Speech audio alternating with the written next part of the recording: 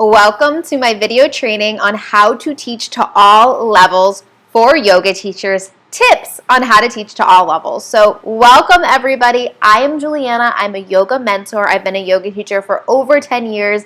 I've owned a yoga studio for 3 years. I've led many yoga teacher training programs, and I'm super passionate about helping yoga teachers become confident yoga teachers so that they can share their gifts with the world and make a massive positive impact. So if you're a yoga teacher and you're wondering, how the heck do I teach to all levels in my class? I teach at a yoga studio or a gym, and it's just called yoga, and it's all levels, and sometimes I get newbies who come in who've never done yoga before, and I have seasoned practitioners. How do I teach to them? What do I do? You're in the right place because I'm going to answer that question in this video. So before we dive in, a little bit about me and my story. So I became a yoga teacher trainer when I was in college. I had been practicing yoga 3 months. I was super into the practice, and I had like 2 weeks during my winter break where I'm like, I want to go become a yoga teacher. I didn't really know what to look for in a yoga teacher training, so I just Googled yoga teacher training Costa Rica and the dates I needed. And I went to a yoga teacher training. It was an immersion in Costa Rica, and I left feeling like I didn't know how to teach. I had only ever taught 10 minutes of a yoga class by myself. I didn't know how to sequence. I didn't even know all the names of the yoga poses. And I just didn't know what I was doing. I was honestly a bad yoga teacher when I came out of my training. And I came home, I went back to college, and I really wanted to find like-minded friends. So I started a club at my college called the Rutgers Yoga and Reiki Club, and I taught for free to my peers for 1 year. Now, during this time, I very embarrassingly admit that I taught the same sequence with my eyes closed for a year. But during this time, I realized that I loved teaching yoga, and this is what I wanted to do with my life. And that's when I got a yoga mentor.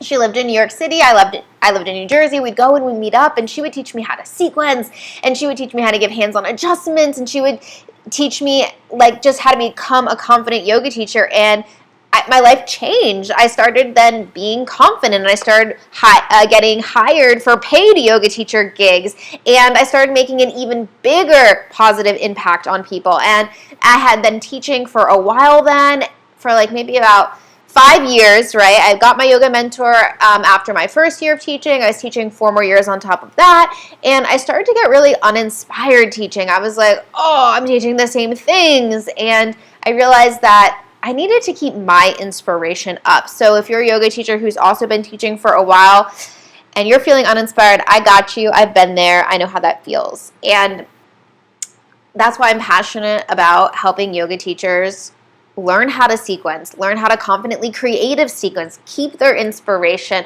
learn how to incorporate Dharma talks into their practice, and go out there and have a massive positive impact that they were meant to have, right? You are here because yoga has transformed your life, and you want to share this healing practice with so many other people. And I'm passionate about helping you do that so you can become a confident yoga teacher. So that's why I do what I do. So we're really going to talk about 2 scenarios here, right? When we talk about how to teach to all levels, there's 2 things that could be happening. The first thing is that you work at a yoga studio, gym, a fitness center, and it's either called yoga or it's called all levels yoga, and you have no say over the class, right? And you have to teach an all levels class. What do?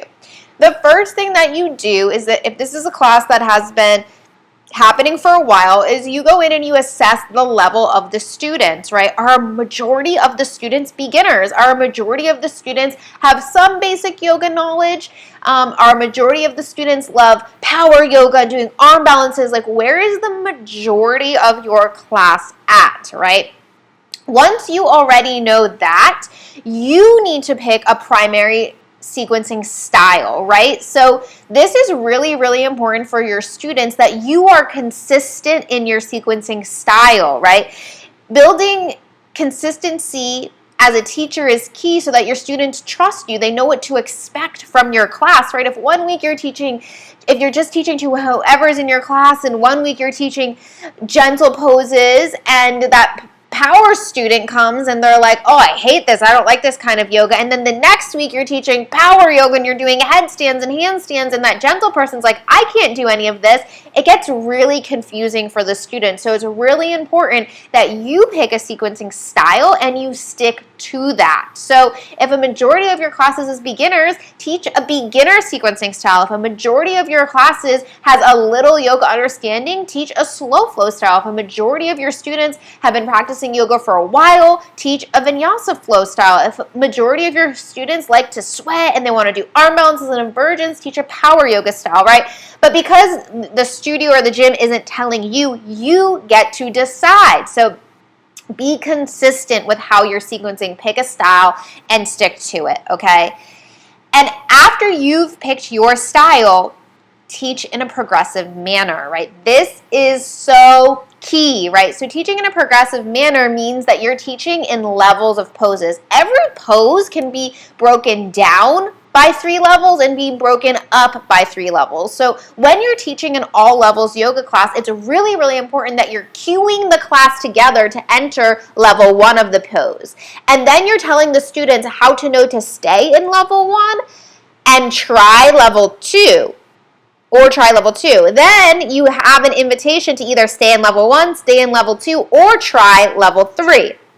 And I'll give some examples so this will make sense. So this is really, really important that you're teaching in levels and that the whole class is doing all the levels together. What you don't want to do is teach the most advanced level first and then say, if you can't do this, grab your block, or if you can't do this, take a child's pose. That leaves people feeling defeated, like they can't do it, right? So we want to be teaching in this progressive level style teaching. So let me know if the comments if that makes sense. So just to recap, if you're teaching at a gym, a studio, fitness center where it just says yoga or all levels yoga and you have no control over the style of the class, assess the level of the students, you pick the class sequencing style, be consistent with that style so students know what to expect so that it builds that know, like, trust factor.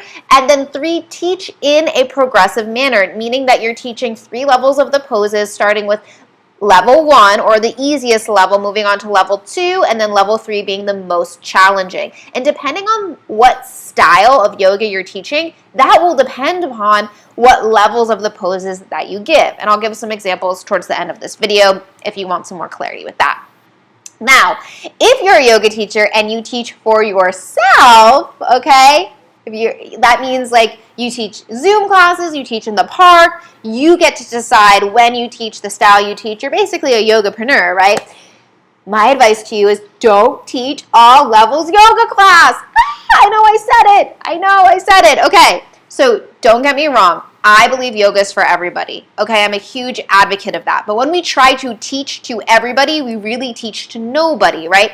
So what tends to happen in an all levels yoga class is you have a new student who's never done yoga before, and they need to be taught how to do the yoga poses, right? They don't know how to do down dog. They don't know how to do plank. They don't know how to do upward facing dog chaturanga. They need to be taught actually how to do the poses in proper alignment, proper form, so that they don't get injured.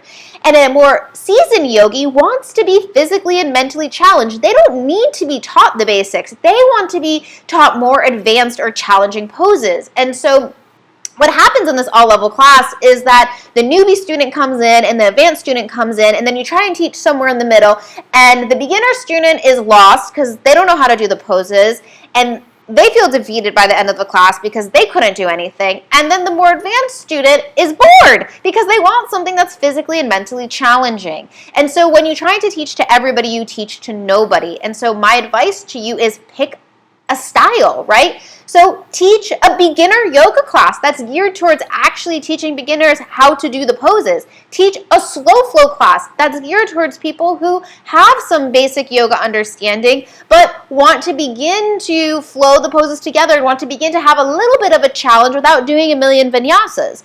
Teach a flow class that is meant for people who understand all of the yoga basics and want to move more and they do want vinyasas. Teach a power class for people who want to do handstands and inversions. Or teach a gentle class for somebody who can't bear weight on their hands and knees, right? And there's no weight bearing position. So you see that actually when you decide who you're teaching to, you can actually serve that audience, right? You can serve beginners because you're actually teaching to them.